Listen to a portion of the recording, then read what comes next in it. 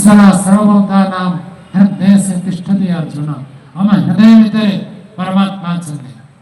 चतुर्पार्श्वरे परमात्मा को अनुभव करवा यहाँ होती ईश्वर प्रणिधान समस्त कर्म ईश्वर को समर्पण कर दे सामाजिक कार्य बिना ईश्वर प्रणिधान कभी भी सफल हुए नहीं ये बड़ा आयोजन आपण कर ईश्वर को समर्पित कर ईश्वर का सहायता निष्काम परोपकार धार्मिक आदर्श कार्य संपन्न हो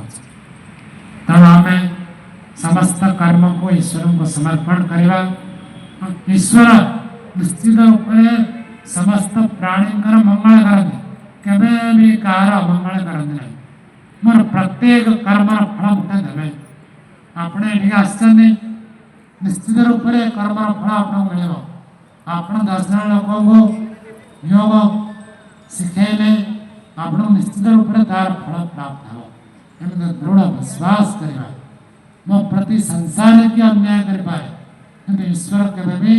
अन्याय करते नहीं पूर्ण विश्वास ताए हटे ईश्वर प्रणिधान मो भितरे बाहरे सबले ईश्वर विद्यमान अच्छे अनुभव कर कवि कहले जामु काई जामु करे जामु चिंते मने जगतर करता परमेश्वर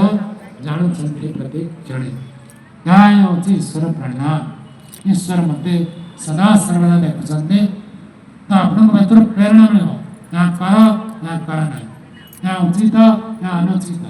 या कर्तव्य या अकर्तव्य या धर्म या